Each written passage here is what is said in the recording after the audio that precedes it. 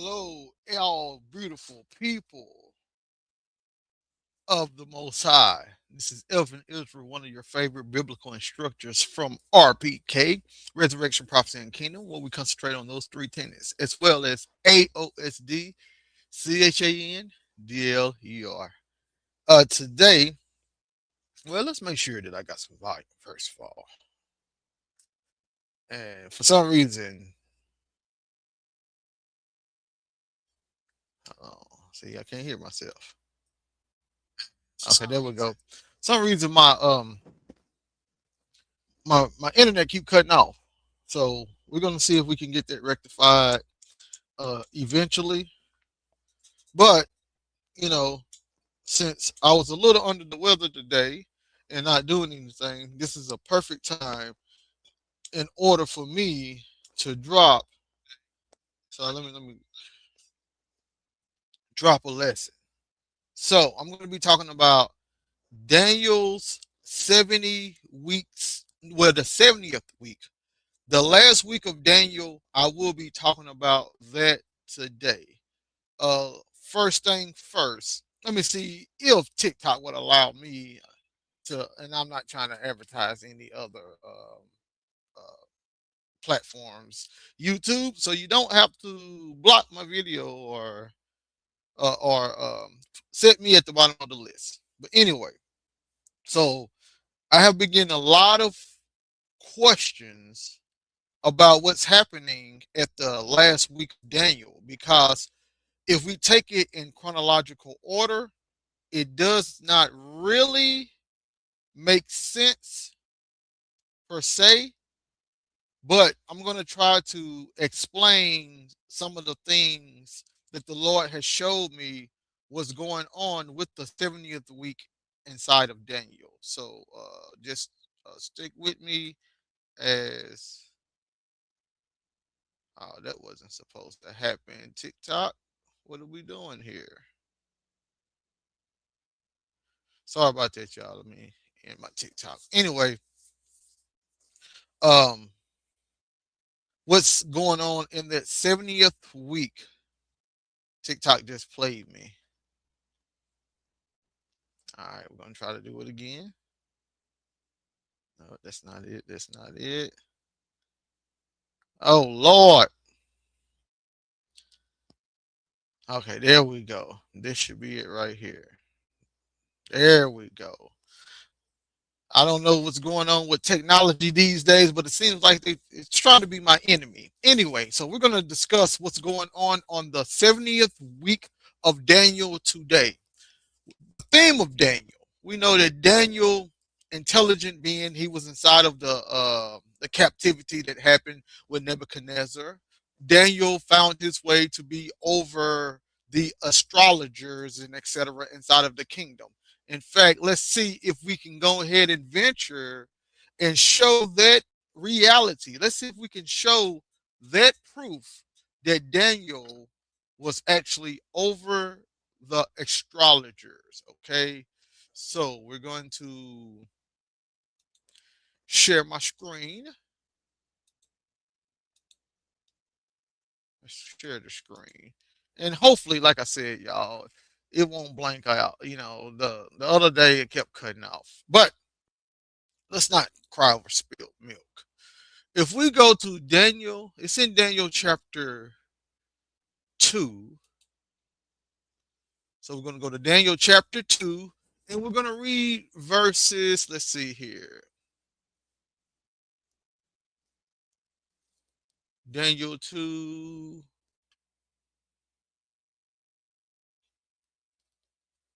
I think it's further at the end.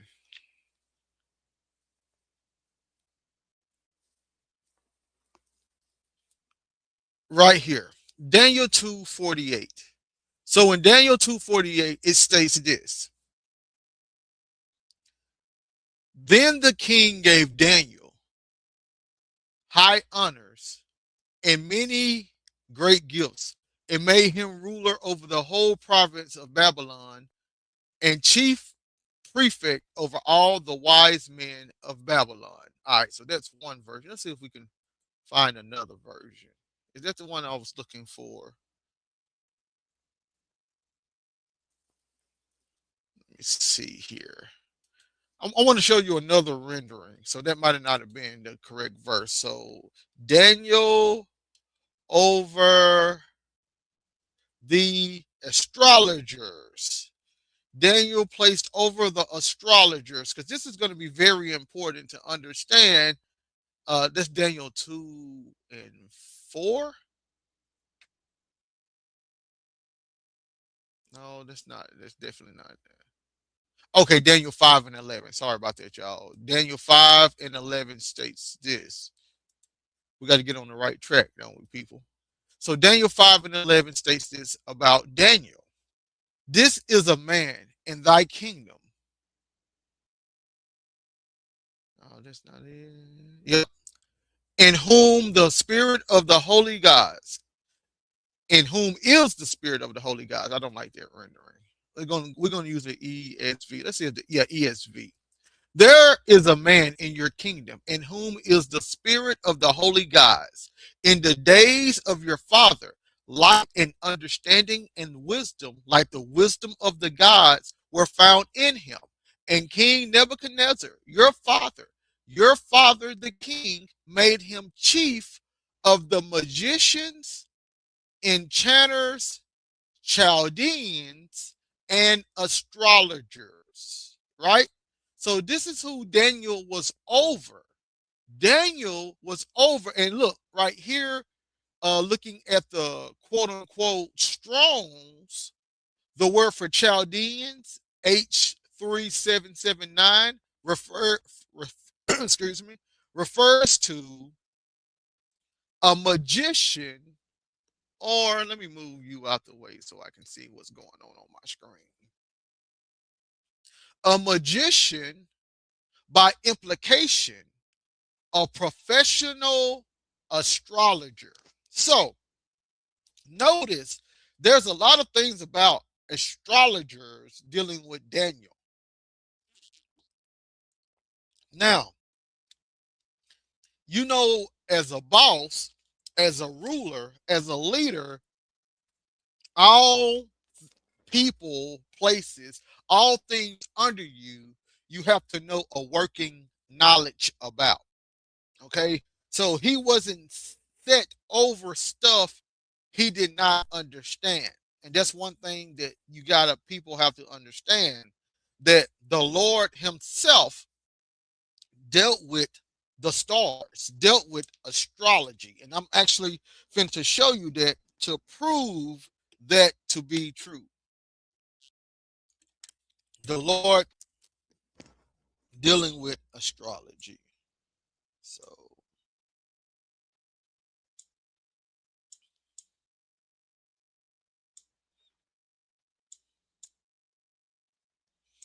and I'm let me drop some links out. So,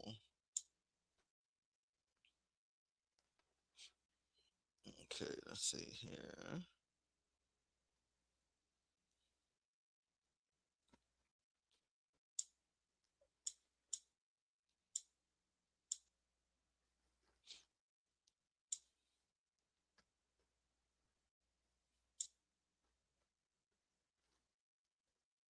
All right, y'all, I'm about done now. So, let's show you how the Lord actually dealt with astrology, right? Because it was very, very key to understanding how the Bible actually worked dealing with prophecy. So, if you go back to Genesis chapter 1, in the beginning, right? And in Genesis chapter 1, this is what's stated.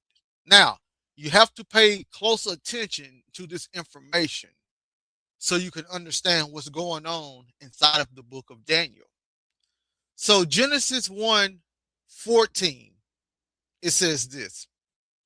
And God said, let there be lights in the firmament of the heavens to divide the day from the night, and let them be for signs and for seasons and for days and years. So the translator translated these words that's in Hebrew: signs, season, days, and years. So he's talking about the stars in heaven, the sun in the heavens, the moon in the heavens, the lights of the heavens. And they were meant to be for signs.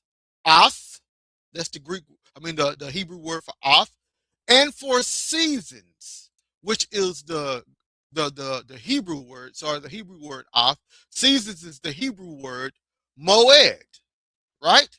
So they're looking at the stars in the sky for signs, moeds, which are seasons, days, which is yom, and years, shana.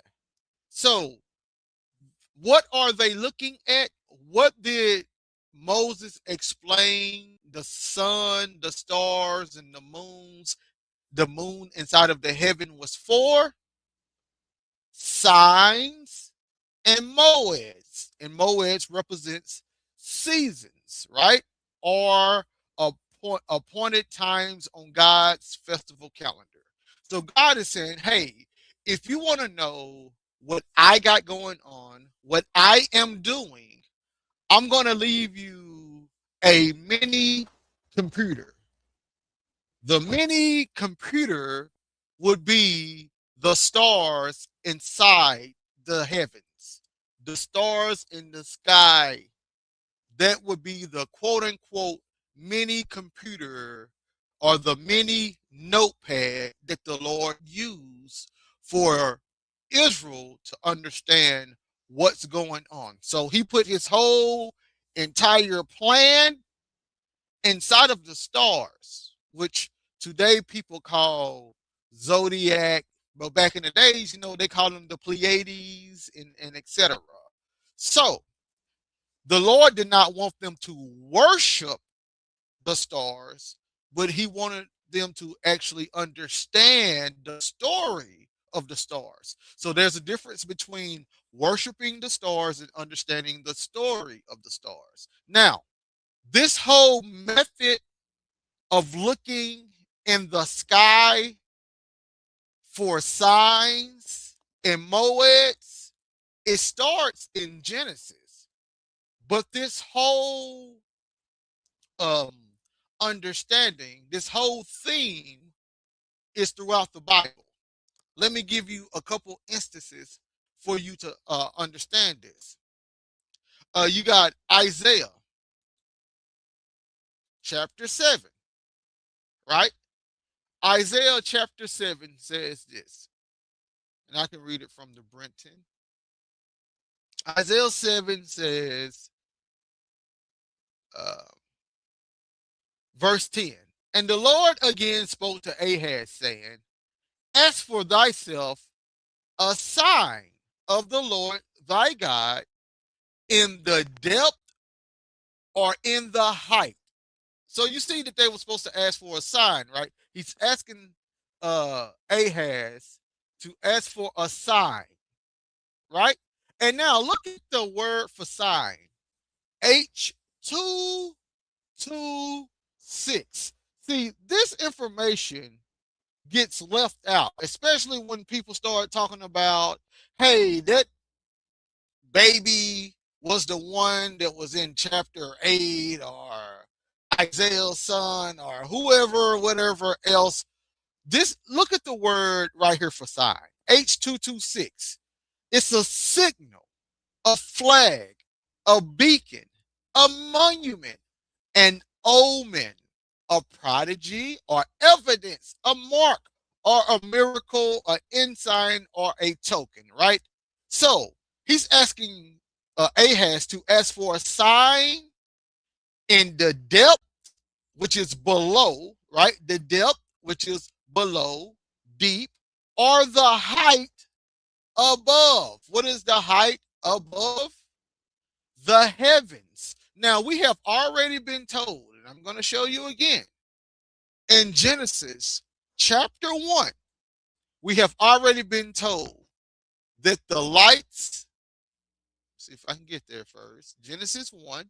We have already been told in verse number 14 that the lights in the firmament of heaven was to divide the day and the night and be for signs. So, what's going on in the heavenly realm with the stars was supposed to be for a sign. So, in Isaiah chapter 7, the Lord is explaining this same scenario. As for a sign in the deep or in the heavens. And Ahaz did not ask for a sign below or above. So this is what the Lord says.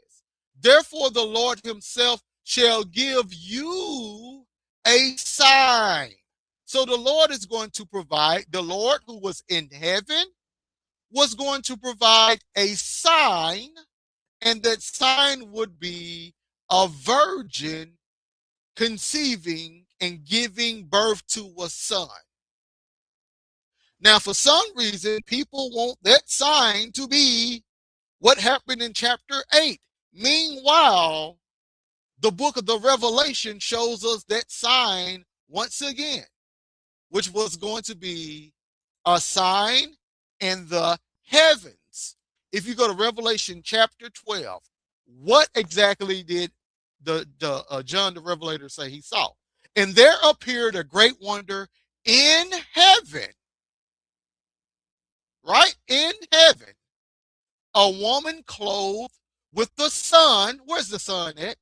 In heaven. And the moon under her feet. Where is the moon at? In heaven. And upon her head a crown of 12 stars. Where are the stars at? In heaven.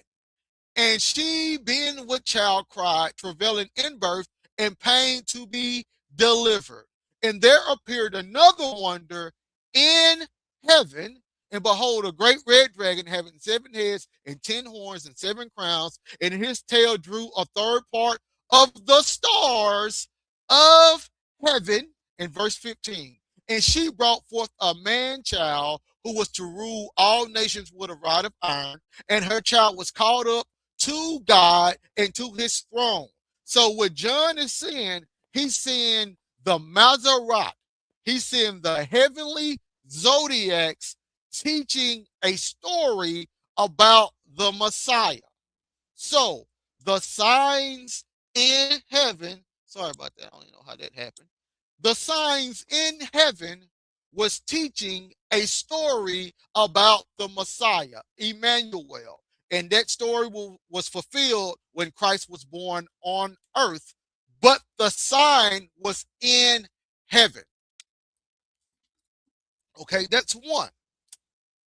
Let's go to Christ's return, right? So let's go to Christ's return right here. If you go to Matthew 24, they ask, verse number 3. And as he sat upon the Mount of Olives, the disciples came unto them privately, saying, so I came unto him privately, saying, tell us, when shall these things be? Right? And what will be the sign of your coming and of the end of the age? What will be the sign of your coming and the end of the age? Now, what did Genesis tell us about what was to be used for signs? The lights of heaven, the sun, the moon, the stars. This was the signs that was used to indicate something to the Jews. So when they asked for the sign of his coming, what happens in verse number 29? Immediately after the tribulation of those days, the sun will be darkened. That's something that's in heaven. The moon will not give off its lights. That's something in heaven. The stars will fall from heaven. The powers of the heavens shall be shaken. So you see how they're still using more of that what's going on in the sky language. And then look at verse number 30. And then will appear in heaven the sign of the Son of Man. So these are all things dealing with what's happening in heaven. There was constellations, there were comets, there were all of these things happening in the first century. So they knew that by looking at the constellation, the celestial map, the celestial calendar, what was what was befalling them in the earthly realm. So they looked at the sky to understand what was supposed to befall on earth. Okay? So we should understand that right there, right now. Now, not only does that happen in this scenario, once you go to Daniel, now let's go to Daniel.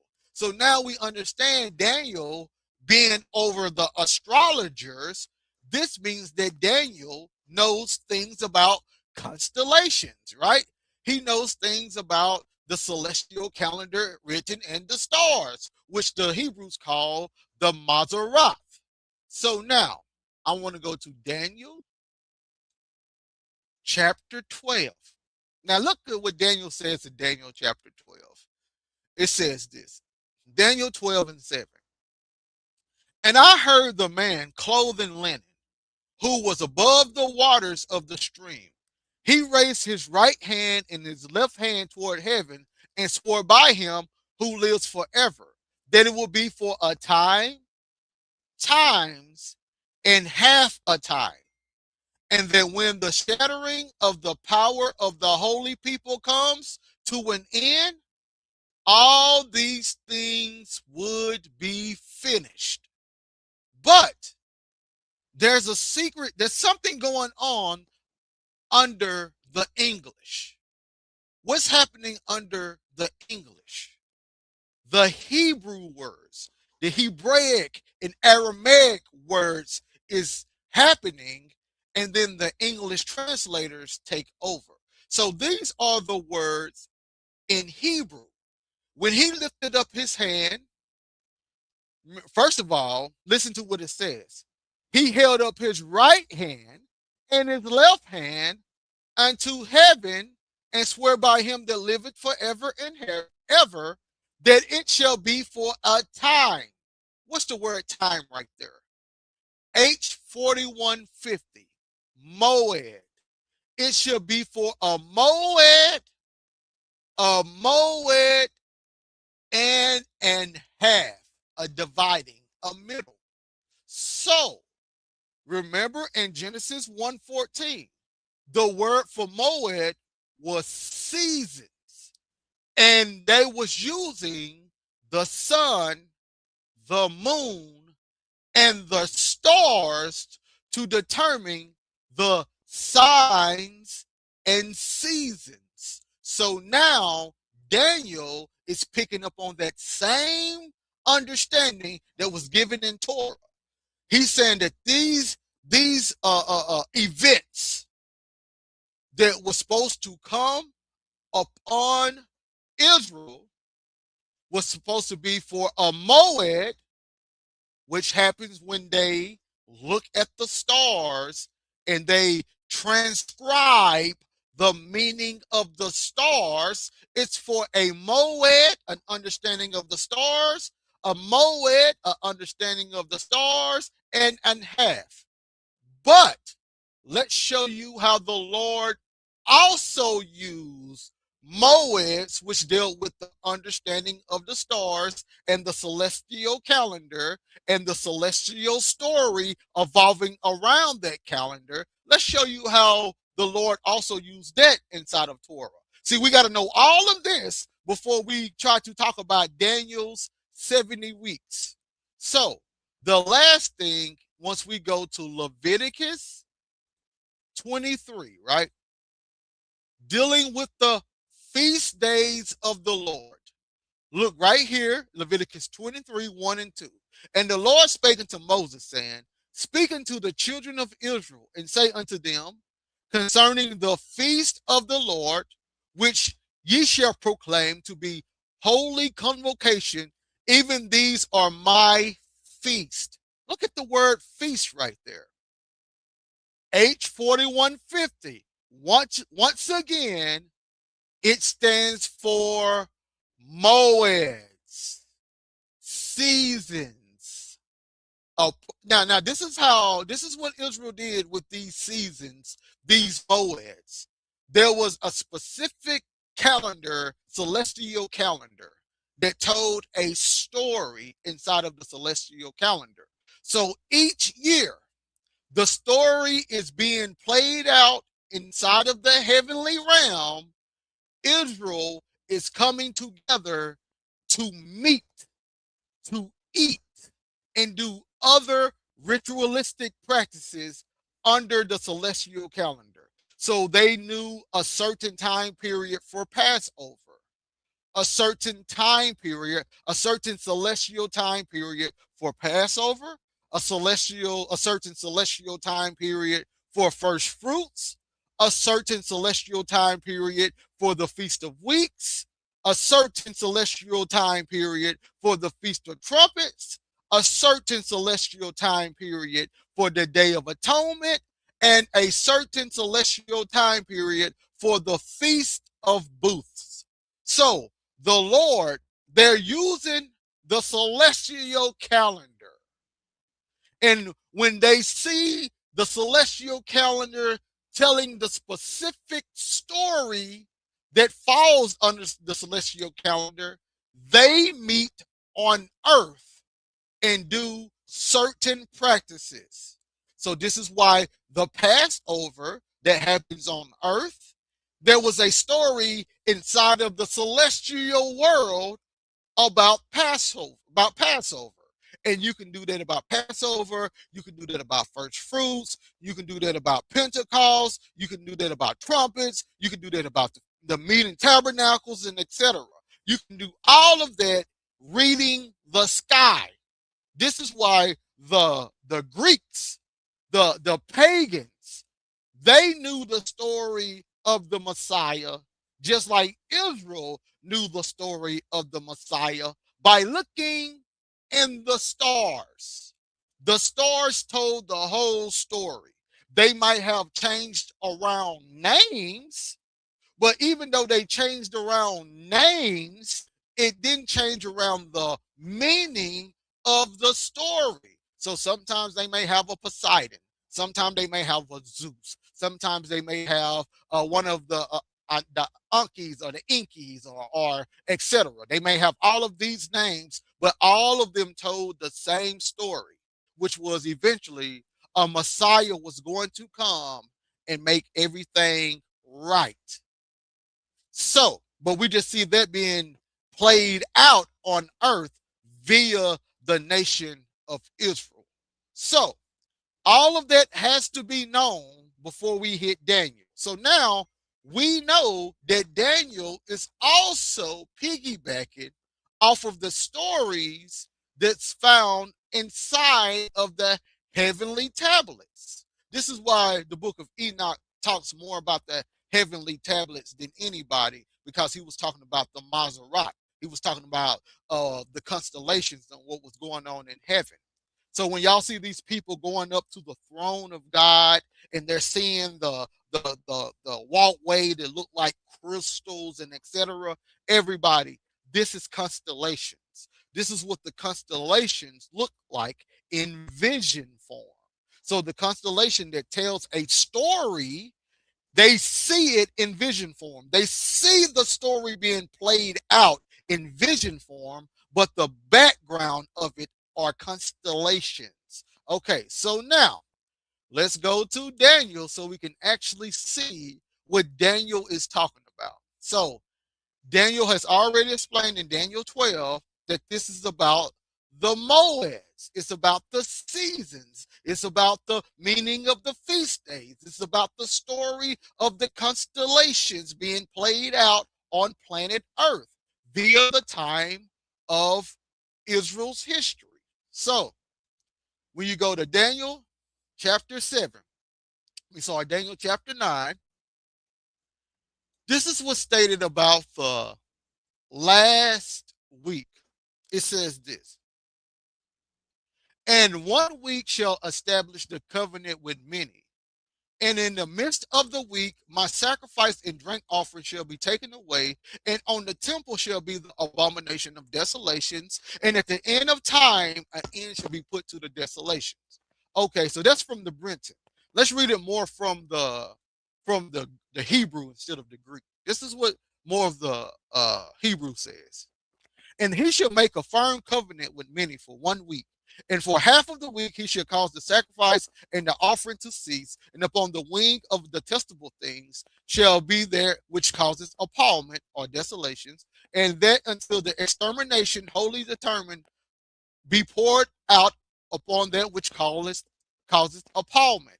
So that's more of the Jewish publication Bible, right? They stick more to the Hebrew, the Masoretic. So to make it easier with the English, we're going to read the English Standard Version. It says this: and he shall make a strong covenant with many for 1 week, and for half of the week he shall put an end to sacrifice and offering. And on the wing of abomination shall come one who makes desolate, until the decreed end is poured out on the desolator. Okay, so the biggest problem many people have with Daniel 9:27, they don't know what's going on. They think that this is about the Antichrist coming in and making a covenant with many people. And there's going to be like a 7-year war, and then the covenant is going to do something, and after that, there's going to be a resurrection, or what do people call a rapture, and etc. All about this verse. I'm gonna give y'all some more. Let me let y'all know some things that's stated by some commentators, right? So this is about this is Dork-Ak, dorkak.com. This is Steve Dorkak. He wrote, this is going on October 30th, 2023. And this is what he shares about this Daniel 9:27. He shall confirm the covenant with many from 1 week. It stated this: applying the prophecy to the Antichrist and some type of covenant that he makes and breaks halfway into a 7-year tribulation period is not only exegetical, but it is not a long held doctrine in the Christian church. In other words, he's saying it's kind of a young doctrine. In his 1712 famous Bible commentary, Matthew Henry applied Daniel 9:27 to Jesus Christ, not to an Antichrist.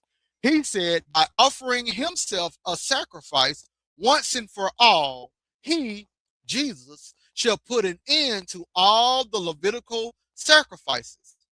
Adam Clarke, in his well-known 1825 Bible commentary, stated that Daniel's 9:27 term of 7 years is a reference that Jesus himself would confirm or ratify the new covenant with mankind. In the 1871 Jameson, Fawcett, and Brown's A commentary, critical and explanatory of the whole Bible, stated, he shall confirm the covenant Christ. The confirmation of the covenant is assigned to him. In 1846, a Presbyterian published commentary on this topic titled Christ and Antichrist stated on Daniel 9:27 that sometime during the remaining 7, he, the Messiah, was to die as a sacrifice for sin and thus bring in everlasting righteousness. Here are allusions to events so palpable that one would think the people among whom they occurred could not possibly have misapplied the prophecy. So the focus of the prophecy here in Daniel 9 is the Messiah and his covenant, not an Antichrist figure in theories of what may happen in the final years of Earth's history. Another reason that this is easy to see in this chapter is the use of the term covenant. And he goes on and speaks about how covenant is used and etc. But the point is, many people say that the 70th, the last week of Daniel's 9's prophecy, is about the Antichrist. But that's not correct. It's about Christ confirming the covenant. And if anyone wants to know where that took place at, all you have to do is go to Matthew 26, where the Lord confirms the covenant with me. So this says it right here.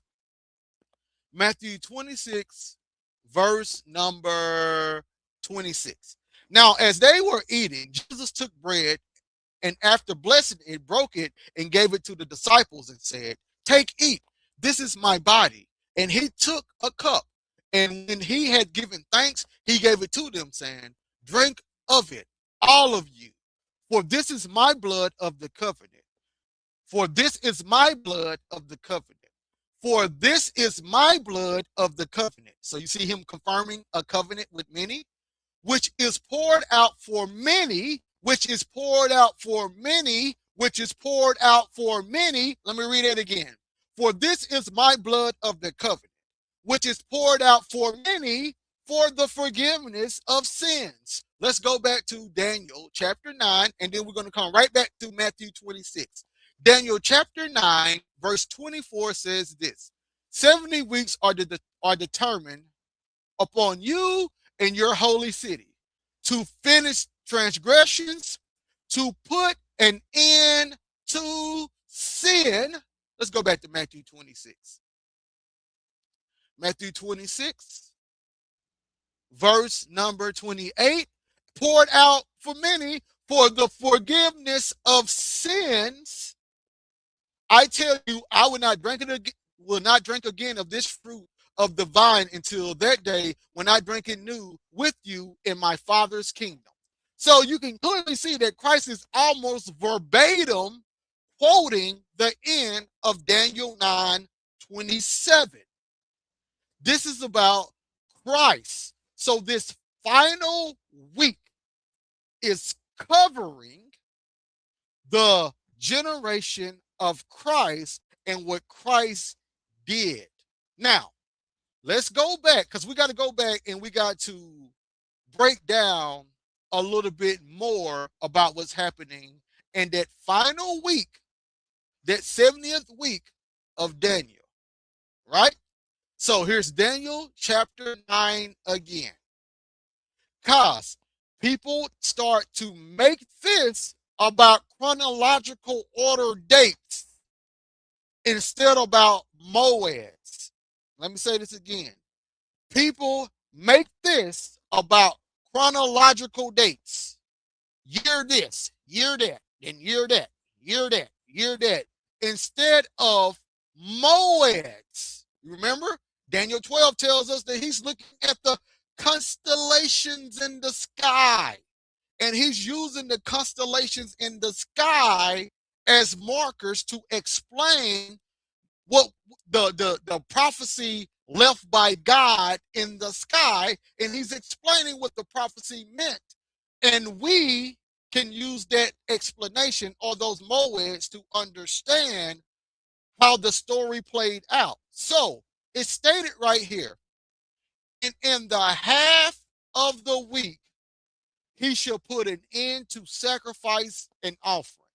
So now, everyone, this is what, excuse me, I'm still a little sick, but I'm working with it. So this is when the Lord himself comes in with that prophetic language, and he delivers it to Daniel via Gabriel. And this is what's stated. So in the half of the week, the sacrifice and offering is going to be taken away. Give me 10 seconds.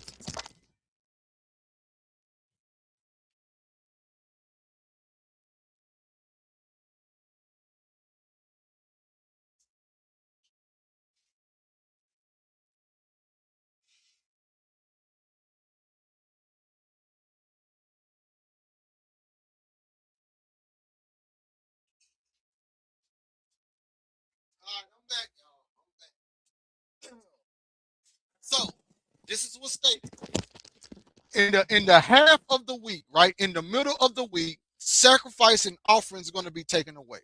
But, and as y'all can tell, I have a whole bunch of biblical notes and stuff from the church fathers and the ancient rabbis and the Dead Sea Scroll community and etc.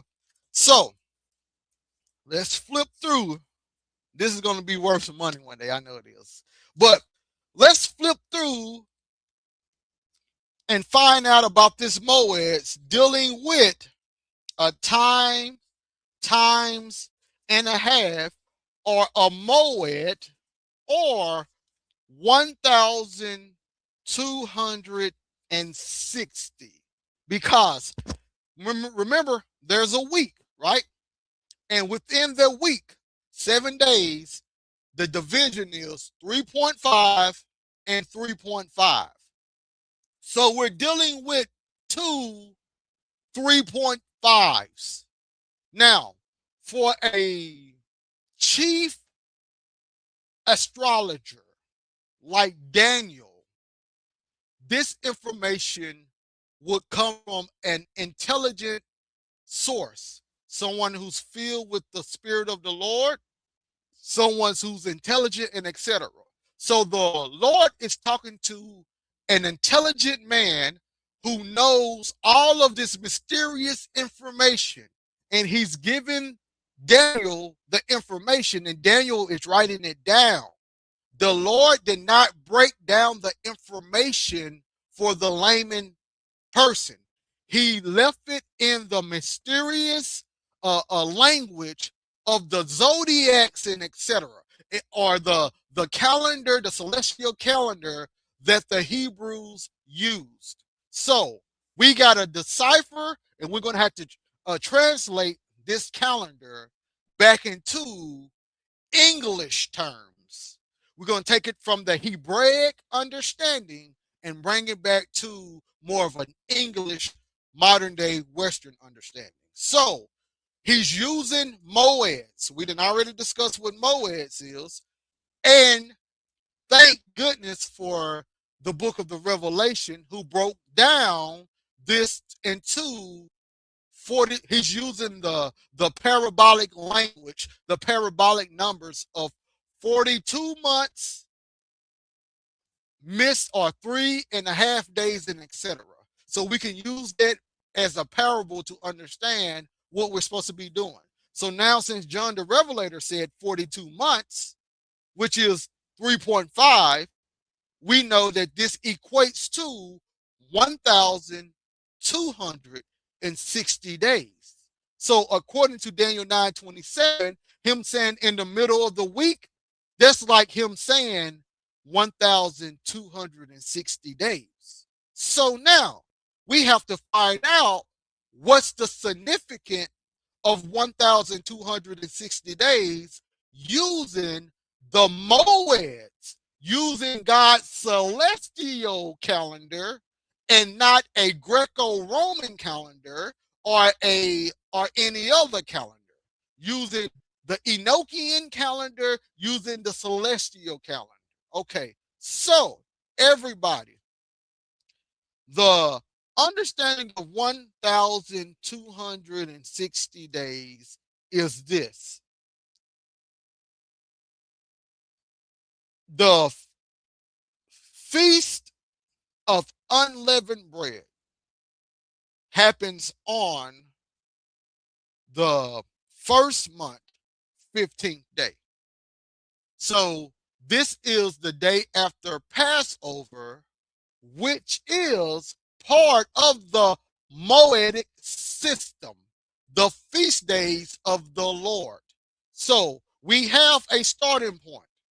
We're starting at the first month on the calendar, or the Moedic system that the Jews used. So on the first month, they had Passover and unleavened bread. So y'all get it? The first month is going to be the starting point to calculate the 1,260 days, right? So there's two major events that we're going to look at in the first month to know when we start our calculation. We can either start on the 14th day, which is Passover, or on the 15th day, which is unleavened bread. So, guess what, everybody? On the first day of the month, on the 14th day, the first day that they start their Moedic celebration system, there's nothing that happens 1,260 days after the 14th day of Passover. But, but, but, but, on the 15th day, which is unleavened bread, guess what? There is something that happens 1,260 days, 42 months, 3.5. There's something that happens 1,260 days after the Feast of Unleavened Bread. And guess what it is? Tabernacles. Tabernacles. Tabernacles. The last day of the festival calendar. So the first celebration and the last celebration are 42 months apart, or 1,260 days apart. So we found our first parabolic clue, or parabolic clue, I keep saying clue on what the 1,260 represents. It represents either unleavened bread is going to be fulfilled, or tabernacles is going to be fulfilled. Now, we have something else we have to look into. Once you go to Luke chapter 22, verse number 1, look what happens. Now the feast of unleavened bread drew near, which is called the Passover. So now, according to the Jews, unleavened bread is actually Passover also. Let me read it again. Luke 22, verse 1.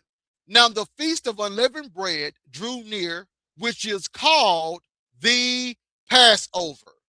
So now we got the 14th being the Passover and the 15th being the Passover. So we have 42 months, the midst of the week, 1,260 equals the Passover or tabernacles. The Passover or tabernacles. So now, look what happens. According to Daniel 7, see y'all, this is once you go into that ancient Hebraic knowledge, what's going on actually start making sense. If you don't go into the ancient Hebraic knowledge, you're going to be confused with a question mark on your head about what's happening and what's going on. So now, when Daniel says, in the midst of the week, which represents 3.5, which represents 1,260, which represents 42 months, all of those are numerical parabolic meanings for either Passover or tabernacles. So we're going to find out which meaning Daniel is using. So this is what it says right here in Daniel chapter 9, verse 27. And he shall make a strong covenant with many for 1 week. So that whole one is from Passover to tabernacles. And for half of the week, 3.5, he shall put an end to sacrifice and offering. According to the commentaries, when is that? That's when Christ dies. According to the narrative, y'all, when was Christ put to death? During Passover. See, these things are literally making sense. During Passover, he's put to death. What happens at the 70th week? The one who makes the covenant is put to death. When is he put to death? In the middle of the week. That's when all sacrifice and drink offerings is taken away and is replaced with the abomination of desolation. So right here, when the drink offering and the sacrifice of God is taken away, that's happening during Passover. This is about Christ's death right here. Now, let me show you another proof. Let me show you another proof. And then I'm going to show you how this is about what God said that he was going to do in the last week of Daniel. This is God's doing exactly what he said he was going to do. And then the new came. But let me just show you proof about this again.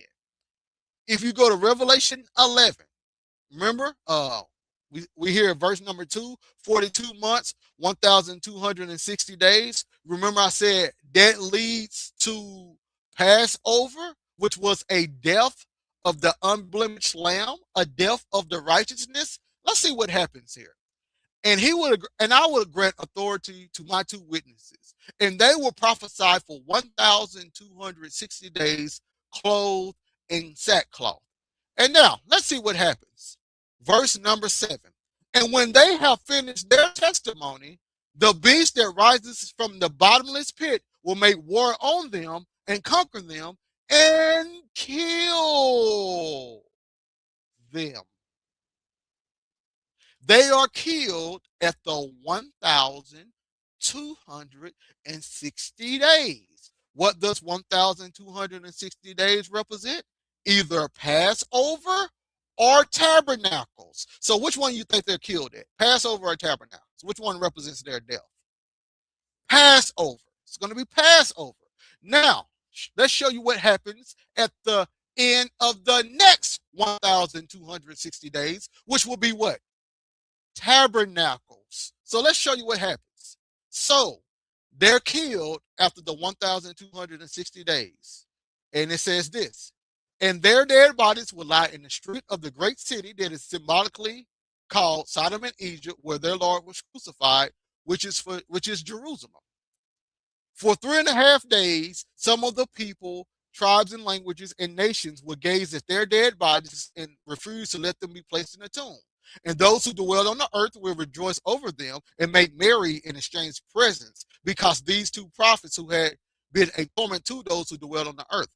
But after the 3.5 days, that's your second set of 1,260. That's your second set of 42 months. That's your second set of half of a week. So now, after the second 1,260 days, which has to be what? Not Passover, tabernacles. Let's see what happened. But after the 3.5 days, a breath of life from God entered them, and they stood upon their feet, and great fear fell on them who saw them. And they heard a loud voice from heaven saying to them, come up here. And they went up to heaven in a cloud, and their enemies watched them. So where did they go? To be with God. They went to the tabernacle of God. They went and tabernacled with God. God took them from earth and brought them to heaven where he was at so they could be with him. Passover, tabernacles. Passover, tabernacles. The numbers that you're reading, they're Moedic numbers. They give you the parabolic numbers for you to catch on. Okay, 3.5, 1,260, 42 months. They all equate to the same time period, which is the time period between Passover and Tabernacles. You get it? You get it now? You get what's going on? You get how the middle of the week is about Passover, and then the next half is about Tabernacles. It's not about chronological dates left on a Gregorian calendar. Okay, so now let's go back to Daniel, and we're going to show you once again who is the corporate of doing all of this. Because some people will make the corporate be the Antichrist. And this ain't about no Antichrist. Look at Daniel 9:27. And he shall make a strong covenant with many for 1 week. And for half of the week, he shall put an end to sacrifice and offering. And on the wing of abomination shall come one who makes desolate until the decreed end is poured out on the desolator. It doesn't say he who put an end to sacrifice and offerings puts up the abomination and desolation. It doesn't say that. It says that he puts an end to sacrifice and offering, and then one who comes is going to make everything desolate. Let's see, that's the ESV. Let's see what we can get from the Brenton. The Brenton says, and 1 week shall establish the covenant. So it don't even say he. It just says 1 week. And in the midst of the week, my sacrifice and offering shall be taken away. And on the temple shall be the abomination of desolation. So it doesn't have anyone decreed to do either. It's talking about what's happening during the week. And the JPS says, he shall confirm a firm covenant with many. And for half of the week, he shall cause the sacrifice and offering to cease. So we have a he who's causing the sacrifice and offering to cease. And then it says, and upon the wing of detestable things shall be that which causes appalment. So it doesn't have he who's taking away the drinking offering, causing or placing the abomination of desolation. See, this is what people have made it be. People have made Daniel 9 say he is taking away the drink and sin offering. And he is then placed in the abomination of desolation. That's what people have been making it say. That's not what it says. I have read 3 versions, and none of the versions said it. I read the Greek, I read the Jewish, and I read the ESV. None of them said it. Okay? So now, let's find out who the he is that's taking away the drink offering. If I go to Leviticus 26, this is what Leviticus 26 says. Starting at verse number 14. But if ye will not hearken unto me, and will not do all these commandments, and if you shall reject my statutes, and if your soul shall abhor mine ordinances, so that you will not do all my commandments, but break my covenant, I will do this to you. I would appoint terror over you, even consumption and fever, that shall make the eyes to fail and the soul to languish. And ye shall sow your seed in vain, for your enemy shall eat it. And I will set my face against you. Let's go down a little bit more. Verse number 23. And if in spite of these things you will not be corrected unto me, but will walk contrary unto me, then will I walk contrary unto you, and I will smite you, even I, 7 times for your sins. And I will bring a sword upon you, that's that war, that shall execute the vengeance of the covenant. And ye shall be gathered together within your cities. And I will send the pestilence among you, and ye shall be delivered into the hand of the enemy. When I break the staff of bread, 10 women shall bake your bread in one oven, and they shall deliver your bread again by weight, and ye shall eat and not be satisfied. And if you will not for all this hearken unto me, but walk contrary unto me, then I will walk contrary unto you, and I will also chastise you 7 times for your sins. I'm going to go down to verse number 31. And I will make your cities a waste, and will bring your sanctuaries into desolation. And I will not smell the savor of your sweet odors. So he's taken away the sacrifice, right? Listen to what it says again. I will make your cities a waste and will bring your sanctuaries into desolation. And I will not smell the savor of your sweet odors. Who took away the drink and sin offerings? The Lord did. He is taking it away. In verse number 32, and I will bring your land into desolation, and your enemies that dwell therein shall be astonished at it. And you will I scatter among the nations, and I will draw out the sword after you, and your land shall be a desolation, and your city shall be a waste. Then shall the land be paid her Sabbaths as long as it lie desolate. And ye are in your enemy's land, even shall the land rest and repay her Sabbaths. As long as it lie desolate, it shall have rest, even the rest which it had not in your Sabbaths when you dwelt in it. Now, so for the people who don't know, there was something in Torah that said every 7 years the land had to lay rest. The land had to do its Sabbaths, a sabbatical year. So every 7 years, the land had to be without work. It had to lay rest, right? Now notice the Lord is putting the desolation of the cities, the desolation of the sanctuary, the desolation of the land toward the land Sabbath. Let me say that again. He's putting the destruction of the cities, the desolation of the sanctuary, the land coming into desolation around the time period that the land had to pay her Sabbaths, which is once every 7 years. They had to do it on the seventh year.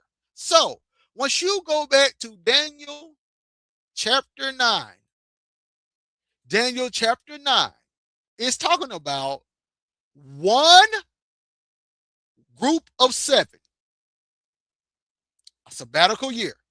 Same thing Leviticus 26 is talking about, sabbatical year. And y'all remember what said? And if they do wicked, he's going to destroy the city, the sanctuaries, and the land during that sabbatical year. Well, once you go to Daniel 9:26, listen to what it says. And after 62 weeks shall the anointed one be cut off and be no more. And the people of the prince that shall come shall destroy the city and the sanctuary. Remember back in Leviticus, the Lord is saying, I'm doing this, but he's using people as his instruments of judgment. So the Lord says, I am doing this, but it's really the people he's sending in to do it. So he says, I'm going to destroy the city